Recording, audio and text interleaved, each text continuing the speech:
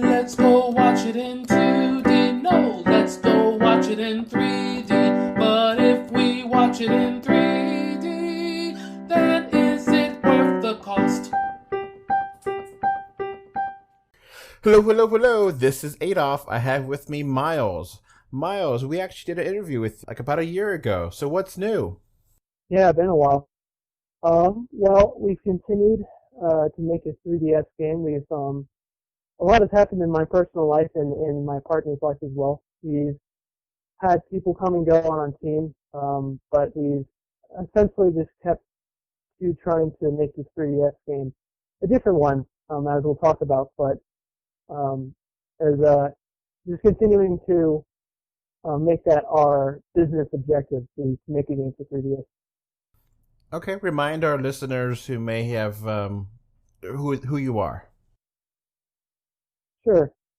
So as you said, I'm Miles. I'm the guy who wears the most hats in my company.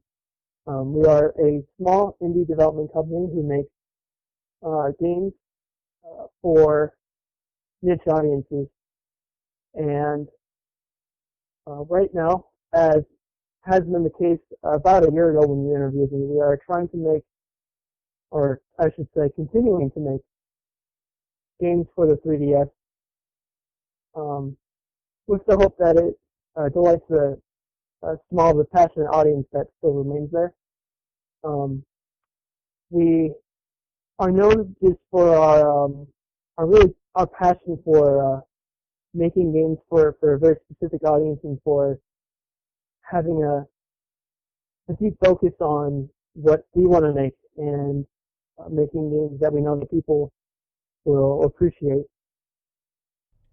Okay. So previously you were working on a game. Now people might be disappointed that game development process didn't work out. How do you reassure these people? Right. So you're referring, of course, to how not too long after the interview I did with you, if I remember correctly, it was actually surprisingly immediate. Actually, like not maybe not even a month later. I don't quite remember, but I'm pretty sure. Right around that time, I announced to everybody online that we were changing games. That what was before going to be a card game set in the Cold War era with a 3DS, we decided that we still wanted to make a 3DS game, but that we wanted to from the ground up change what the game was going to be for the 3DS. And so in essence, like the game was canceled when we started on a new project. It just so happened to be for the same platform, you could say. And so we actually, believe it or not, had to do that a second time, not too long after that one. But this time around, we had the foresight to not say a single word about the middle game that we were trying to do. We only got as far as like the planning process, and we decided that the second idea that we had wasn't going to work either. So we came across the third idea, and that was in the middle of May of last year. So we have now since then, I want to say it's been 13 months, maybe more than 13 months, that we've been steady on this project. But to a lot of people online who very naturally, like don't keep up with us like day by day, like and live their own life and only really, I guess, like think about our games to be very generous, like maybe once a month at the most. I can totally understand why a lot of people are actually kind of disappointed in us and have kind of lost some enthusiasm for our game. And I think that's natural, and I think that it's all kind of part of our plan in a way. We've been trying to be very quiet for the time being about our game until we feel like there's something worthy of a trailer that you can just kind of like you see, and like within like 5 seconds you're like, I remember why it was originally hyped. Like this is something that has come all this way. It's been over a year, and then and they're so close to like literally like having the 3DS game on the 3DS. And so we're kind of waiting for that moment to I guess, to make our larger return, I guess, to the public. But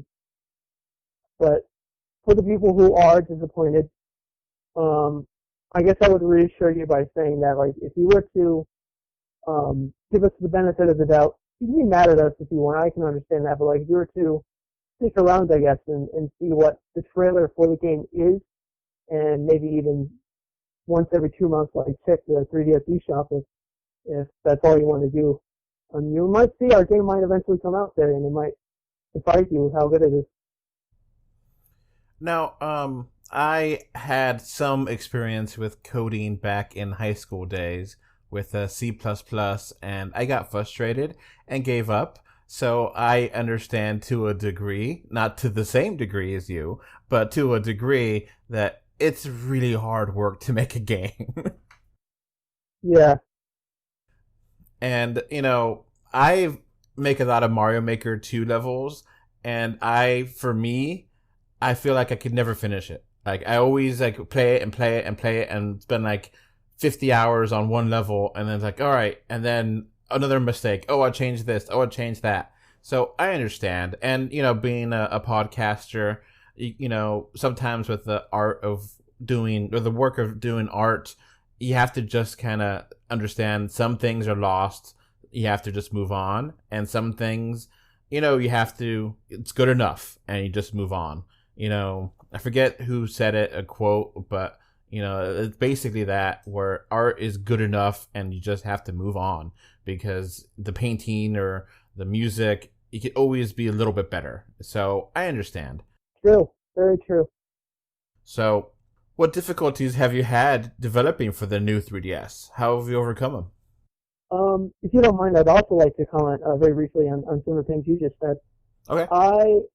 Using Mario Maker as kind of an example, because I think that's a great way to make this concrete. Let's give an example that would be easy for them to understand. I remember I was actually listening to our old podcast together, in which you gave the example of Wolverine as a card in a card game to have some, help people visualize what it's like.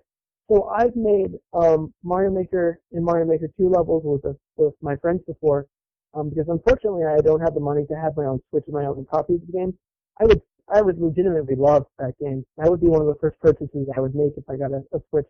But anyway, when I've had the pleasure of getting to make a level over at a friend's house, for example, even as somebody who comes prepared, has an idea for the game in my head already, and not just an idea, but kind of really thought about I'm gonna have these 5 enemies populated throughout it. I'm gonna do this and this, and to have that in mind and know that I can only be at my friend's house for a limited time, and to try to get it done in that time. It can, even in a situation like that, even when you come prepared and you have this background as a game developer, it can still be pretty hard to make in this case, a level in a reasonable amount of time. I found that even when I was prepared in that instance, that I had been working on the level for a couple of hours, and time really passed me by. And then my friend says oh, I guess you got to finish it some other time. And I was really disappointed in that. It just kind of goes to show that a lot of time as a developer, I'll have to set deadlines for myself and try my best to meet those deadlines. But then at the end of the day, I don't meet the deadline quite. I might get 85% of the way there, and then I'll have to say, oh well, I'll have to this miniature milestone. I'll have to delay it another couple of days and try to reach it then. And so that's just kind of the tip of the iceberg of what can be a little bit demotivating as a game developer, just having the persistence to go to work every day and to keep doing it. Unfortunately, really recently, my partner, as a business partner, his mother died, and being that I'm kind of a sentimental person, and being that it was his mother, the both of us were actually very affected by this, and stuff like that. It's just stuff that can happen in life that is kind of unrelated, but has a way of affecting game development, can really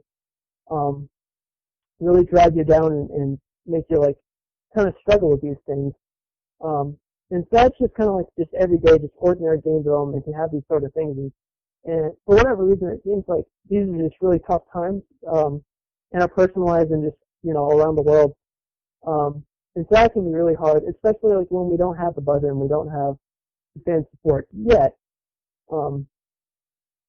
so there's that. But as far as like 3DS and what's special about that, I would say that I've come to understand that the version of Unity that's meant for 3DS, it's entirely different, and it's kind of unstable and it's not finished in some ways.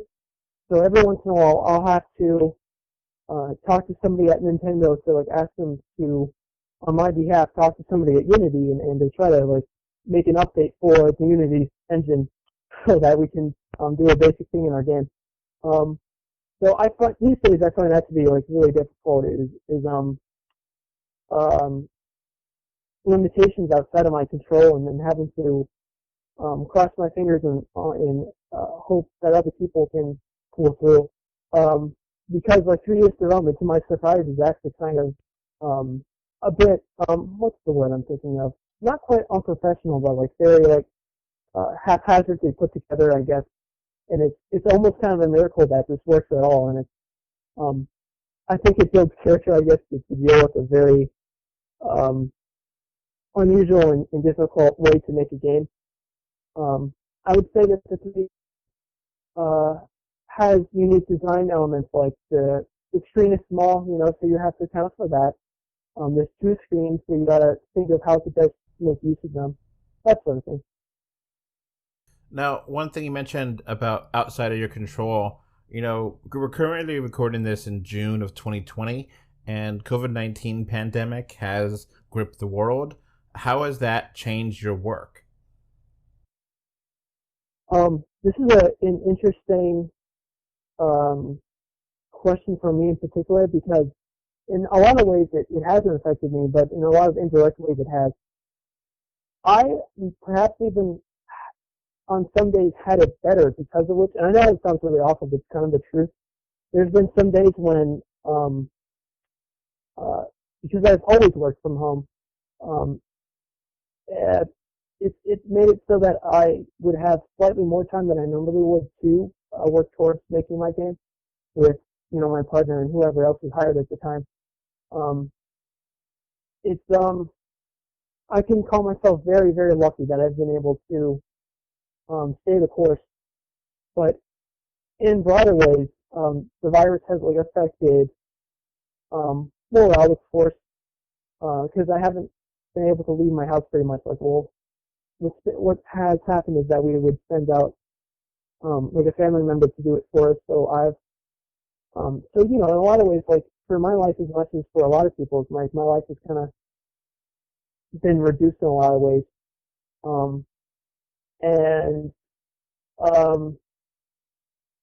But it's also meant that I wasn't able to move out of my parents' house for an extra 4 months, I want to say. And I don't get along well with my parents, unfortunately, so that made it so that, which kind of goes back to morale, is just, I had kind of a tough situation, and it was just really hard to want to get back to working on this game. And unfortunately, making this game is in a lot of ways like a passion project and not so much something that we're doing because we think it'll be very profitable. I've, especially ever since like the virus happened, around the same time, coincidentally, I've been learning that the money that we're probably going to get out of this is very much not worth it, I guess. But we're still very passionate, and we're still going to do it anyway because it means so much to us that we make a 3DS game. But knowing in the back of my head that like I'm getting paid less than minimum wage to make 3DS game, like the hours that I put into it, that can be kind of demotivating too, Yeah. I was worried that maybe the contacts you may have at Nintendo are not available because they're working from home or something. You never know how some of those things, back channel stuff, may not be working properly. That's true. May I speak on that quick? Actually, yeah, like how I mentioned that I would have to talk to Nintendo, who would then have to talk to Unity. I don't want to get into too much detail about this because I'm under contract to be confidential. But anyway, I will say that like the virus has definitely slowed down my ability to like work with people outside of my own company and made it hard to like hire people and that sort of thing. I know that some developers have commented that if they've had released a game it's hard to get an update because the people that handle updates are not working or working from home, and it's not really easy to test things from Nintendo. And, there's a lot of things to this virus that people may not realize. And, it's just one of those things that you don't really see. It's hard for people that are not in the know to understand that. And it's also, since we're still in the pandemic, it's hard to see the big picture. So it's going to affect a lot of things you may not really know. Like E3, for God's sake, is basically dead this year. And, we don't know what games are coming out. So it's just it's a weird situation for everyone involved around the world. Now, have you uploaded any of your games or any kind of things on anywhere people can play, like iOS or Steam or Mario Maker 2 levels? That way people can get a sense of your style. Mm-hmm. Mentioning Mario Maker again, I did actually make quite a lot of levels, like on my friend's system. And I've actually asked him to as a favor for me to upload them, because I was curious how they would perform if they were uploaded, but unfortunately he never did that. So unfortunately people can't play my levels, but we did make one full-fledged game, and I've actually made some games for a 72-hour competition, but because they were made in 72 hours, I wouldn't really say that they're noteworthy enough that I would recommend people to them. So I have made one game, and that is a game called River Wars 1.5, and that's on a website called Game Jolt, which is it's a computer game. In other words, it's like a smaller website for indie games as opposed to like a mainstream marketplace like Steam is. But anyway, River Wars 1.5 is a game like chess, but it also has elements of Fire Emblem. So I think it's a good example of how we're capable of really keeping to a smaller scope if we really need to be. And that's something that we struggle with, and it's actually the reason why we had to cancel the card game that I originally talked to you about.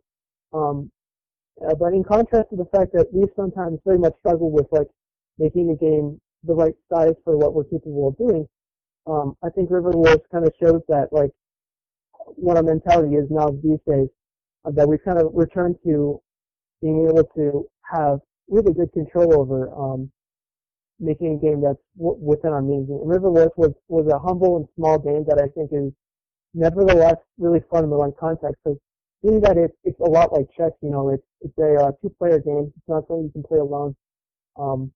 And it doesn't have nice graphics. It's very minimal looking on purpose. But it has some, it's an original take on it. It's not just like chess is some minor modification, but like a totally different game that, if you know how to play chess, would be a good way to kind of point of reference, I guess. So, I mean, even though it's not a very, high budget game or, I don't think it, portrays really well, what we're capable of now. I do think that it is good enough for what it is, that it knows what it is. And in that way, that I think it's, if you go into it with the right expectations, I think you could definitely have fun. Okay, you mentioned before that you want to release this on the Nintendo 3DS family of systems or new 3DS. Are you worried about that? Are you worried that you should make a Switch game as well because the 3DS, people are not buying that many 3DS anymore, or the game may not do well on 3DS anymore because it's so late in the life cycle? I would say that we don't have a very good idea whatsoever about how it's going to perform on the 3DS. I can't really say, that we're confident that it'll do it well or that it'll do much of anything for all we know. Just because, and as I said in the previous interview, Nintendo's influence on how well it does is also kind of a mystery because Nintendo is very quiet about what they decided to do in the end. We've talked to them about what they think about our situation, and their response has been essentially to be very quiet and ambiguous about like what their thoughts are, or like how far they're willing to help us when the time comes, that sort of thing. So we don't know how well it's going to perform, and that has us worried. Sometimes we'll have arguments like within the team about like what the worst case scenario might look like, what's the best case scenario. But with all that in mind, we do think that it should, with only the 3DS version alone, we do think that it will break even, minimum. And we don't know if it will make quite enough money to reach our personal goal. So what we're going to do is that we're going to put it to other places. And you mentioned that you weren't sure if it was for new 3DS systems or for all 3DS systems. And I want to clarify that it is for only the new 3DS family of systems. And that's definitely one of the decisions that we've kept the same. Whereas in contrast, we might actually do a physical copy through Limited Run Games.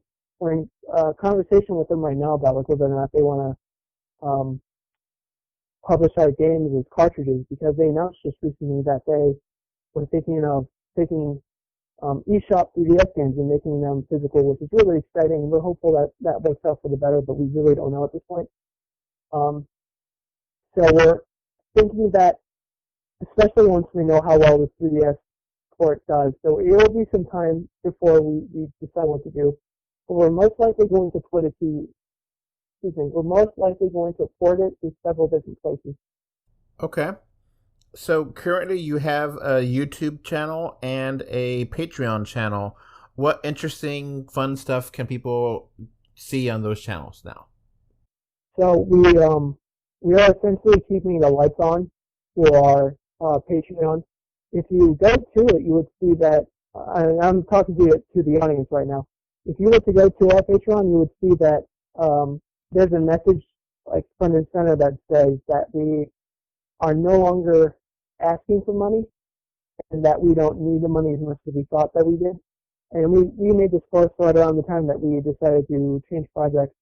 We were able to figure out like what our budget's going to be, like how we're going to pay for things.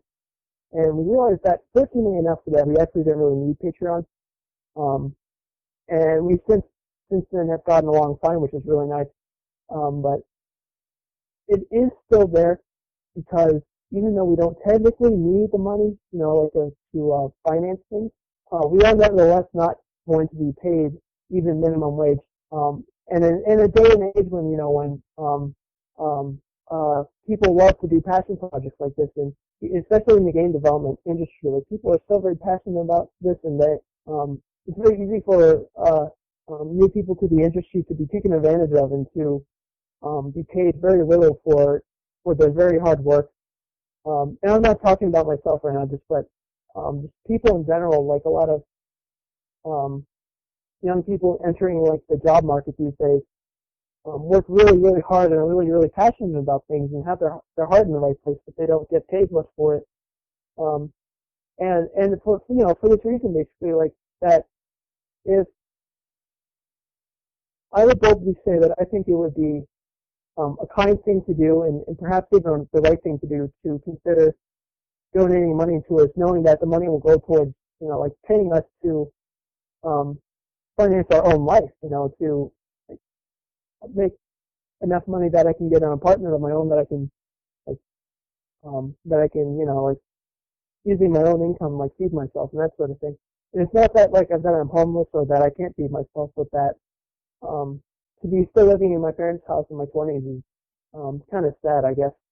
It is what it is, no shame, man. No shame at all. So, do you think eventually one day the ideas you had for Contraband 3D will be implemented into games, or maybe one day in the future Contraband 3D will come out? That's my hope right now. I must admit that my stance on the games that we have not finished is a little bit unprofessional, you could say, because I maintain the idea that we'd like to return to every last one of these games, or at the very least, at least assess them, like when we feel like we have the time, like when perhaps like when we finish one game and we finally have the free time to be like, okay, what's next? I would like to, at the very least, like really take some time to when we're at that point to look at each one of the games that we haven't finished that we've spoken about online, such as Contraband 3D, and to at the very least decide once and for all that we're going to not pursue that idea and just like be 100% certain that the idea is just completely abandoned, or to say, all right, this is the order that we want to return to the games and to finish the games, and this is our overall plan of how we're going to finish those games. But unfortunately, at the moment, all I can say is that it's very likely that every last game that we've started that we're going to finish, even if it takes a very, very long time, that I'm very dead set on prioritizing going back to these games as opposed to like coming up with new ideas. Just because out of kind of like a sense of I really want to build trust with people and say that like if I like start on an idea, if I really believed in that idea at one point, then I want to make it clear that I still believe in it. And I think that these are ideas that I pursued in the first place because I knew that to some degree they're timeless, and that I don't think it's right to just come up with ideas and abandon them willy-nilly. And not to say that like my new ideas wouldn't be better, they might, but like I want to like use that passionate like drive that I have and pursue old ideas and maybe improving those ideas and giving fans the game that I got them hyped up for such a long time ago. You never know. You never know. I remember hearing that Miyamoto said many times that he had ideas that they're just ahead of their time, and maybe 10, 20 years later, they implemented them, or that idea came from this game, and that, it's a ebb and flow. And maybe one day this will come out, maybe 20 years from now, maybe 10 years from now. You never know how things exist in the universe. All right. Well, thank you again, Miles, for this interview. If anyone else who I've previously interviewed is interested in doing a follow-up, I'm open to it. Just contact me. Do you have any other information you want to give out, Miles, or no? Yeah. Unfortunately, I kind of forgot about some parts of the questions that you asked. So I'm going to be very brief. I'm going to try to sum up all of that into my final thoughts. So you asked about our YouTube as well, and I just want to quickly say that we have been, in contrast to our Patreon, we have been keeping our YouTube with posted with content, and at the moment I do a vlog once every month on the 15th or right around the middle of the month. So like if you want to, I guess, hear, speaking to the audience, if you want to hear more about the behind the scenes nature of what it's like to be at Otyugra Games, I guess, and like what's happening for us, like how I mentioned how my partner's mother died, like that sort of thing. Like if you're interested in that aspect of game development, then I totally recommend watching our short videos on there. And knowing that we haven't talked too much about our newer game, which is just fine with me, I guess.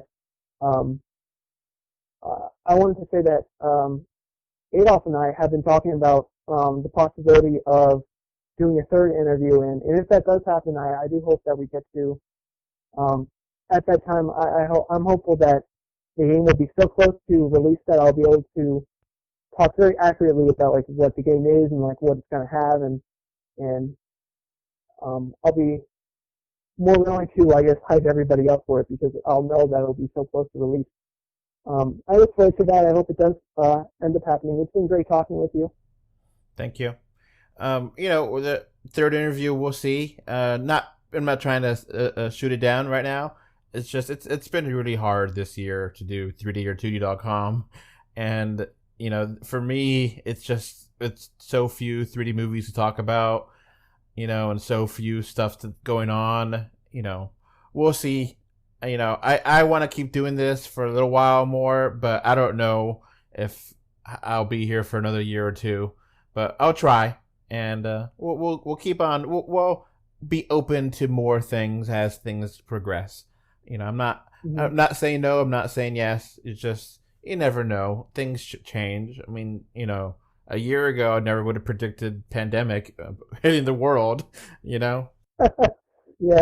And that pandemic is and so many things have changed in the world, and you never know what happens. And maybe I don't have time for it, or maybe something else happens. Who knows? But thank you again for your time, and I hope the best for you and your organization, and live long and prosper. You too, sir. All right, bye. Bye. Before this podcast wraps up, I want to thank my patrons. Thank you, Kano3D and Mr. Bengal 5 for your financial support on patreon.com. So that's going to be it for this podcast. Thanks for listening. You can find 3D or 2D on Facebook, Twitter, YouTube, Pinterest, Instagram, and more. Just look for 3D or 2D. Links are in the info box. If you want to send us listener mail, our email address is email3dortwo@gmail.com. Thank you for either listening or watching this podcast. Goodbye. Bye. Bye. Bye, everyone.